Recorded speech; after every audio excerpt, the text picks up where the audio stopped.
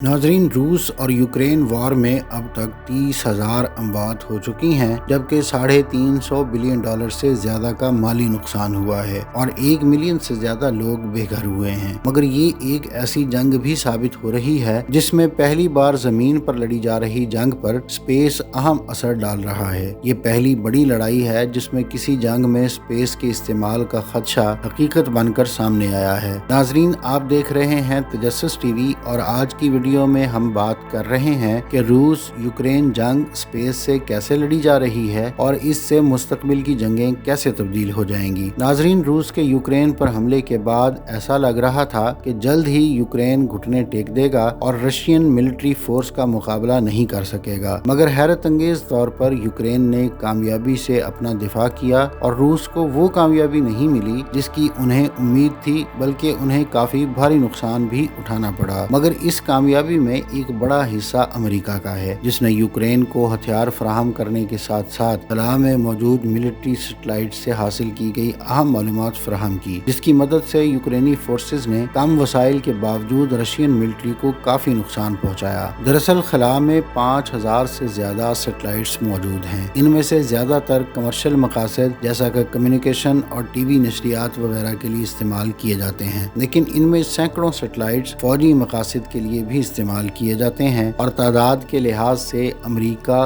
रूस और चीन के सैटेलाइट सबसे ज्यादा हैं। यूक्रेन का अपना कोई सैटेलाइट नहीं है, लेकिन अमेरिका ने इंटेलिजेंस, निगरानी और जासूसी के हवाले से यूक्रेन को अहम मालूमात फराहम की। अमेरिका के साथ साथ दीगर बहुत से ममालिक भी फौजी मकासद में यूक्रेन की मदद कर रहे हैं। इन्हीं सैटेलाइट की मदद से यूक्रेनी फौज को रशियन ट्रूप्स की मूवमेंट के बारे में बर वक्त इत्तला मिलती रही। ब्लैक सी में रूसी जंगी जहाज़ों को ट्रैक करने के लिए सैटेलाइट्स का इस्तेमाल भी किया गया और इसी से मॉस्कोवा नामी रशियन वॉरशिप की निशानदही की गई और फिर हमला करके उसे यूक्रेन ने डबो दिया था। इस तरह से रूस की तरफ से फायर किए जाने वाले बैलिस्टिक मिसाइल्स के बारे में भी बर वक्त इंफॉर्मेशन यूक्रेन को फराहम की गई। रूस और यूक्रेन दोनों अहम अहदाफ पर दुरुस्त हमले करने के लिए स्पेस पोजीशनिंग, नेविगेशन और टाइमिंग के लिए सैटेलाइट्स का इस्तेमाल कर रहे हैं। रूस के क्रूज मिसाइल अपने अहदाफ को तलाश करने के लिए अपने ग्लोनास नामी पोजीशनिंग सैटेलाइट इस्तेमाल कर रहे हैं, जबकि यूक्रेन अमेरिका के फराहम किए गए हेमार्स रॉकेट के जरिए रशियन आर्मी को नुकसान पहुंचा रहा है। ये रॉकेट जीपीएस डाटा का इस्तेमाल करते हुए करीब 100 किलोमीटर तक दुरुस्त निशाना लगाने की सलाहियत रखता है, जबकि इसके साथ साथ अमेरिका ने यूक्रेन को जीपीएस गाइडेड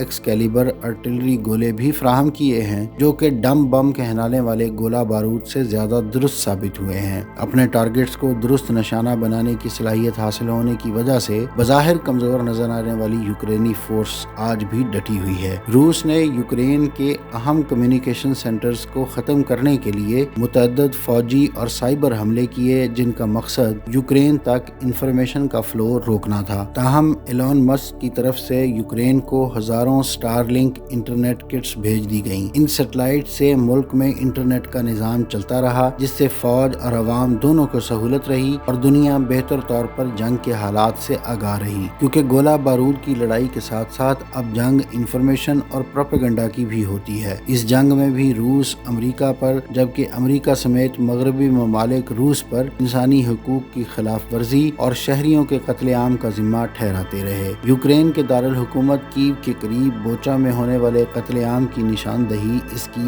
एक अहम मिसाल है। रूस का ये दावा था कि उनकी फोर्सेज के वहां पहुंचने से पहले ही ये बॉडीज वहां मौजूद थीं, मगर सैटेलाइट तस्वीर से उनके इस झूठ का पर्दाफाश हो गया। पूरी जंग के दौरान खला का अहम किरदार रहा है। रिवायती जंगों में स्पेस के बढ़ते हुए इस्तेमाल से इस बात का भी खतरा है कि मुस्तकबिल में ये जंग स्पेस तक भी पहुंच सकती है और कोई मुल्क अपने दुश्मन मुल्क के सैटेलाइट को तबाह करने की कोशिश कर सकता है। रूस और चीन दोनों अपने अपने सैटेलाइट्स को तबाह करने के तजर्बात कर चुके हैं, मगर ऐन मुमकिन है कि किसी जंग के बाद नौबत एक दूसरे के सैटेलाइट्स तबाह करने तक पहुंच जाए। जदीद दौर में इस्तेमाल होने वाले वेपन्स का एक बड़ा हिस्सा स्पेस में मौजूद सैटेलाइट्स का इस्तेमाल करता है। जीपीएस नेविगेशन, कम्युनिकेशन और जदीद लेजर वेपन्स को बगैर सैटेलाइट सपोर्ट के इस्तेमाल नहीं किया जा सकता। ताहम ऐसी किसी सूरत में इससे पैदा होने वाले मलबे से ऑर्बिट में मौजूद दीगर सैटेलाइट समेत इंटरनेशनल स्पेस स्टेशन को भी शदीद खतरा हो ہوگا اور اس سے تباہی کا ایک ایسا سلسلہ شروع ہوگا جس سے زمین پر تمام کمیونیکیشن رک جائے گی اور انٹرنیٹ، ایویشن، کمیونیکیشن سمیت بہت سی سہولیات کی فراہمی متاثر ہوگی۔ ایسی کسی صورتحال سے بچنے کے لیے بڑے ممالک کو مل بیٹھ کر کوئی حل نکالنا چاہیے تاکہ نسل انسانی کو اس کی ترقی سے پیدا ہونے والے خطرے سے بچایا جا سکے اور سائنس اور ٹیکنالوجی کو انسان کی تباہی کی بجائے اس کی بہتری کے لیے استعمال کرنا جاری رکھا جائے۔ ناظرین، یہ تھی آج کی ویڈیو۔ اگلی ویڈیو تک کے لیے مجھے اجازت دیجیے۔ اللہ حافظ۔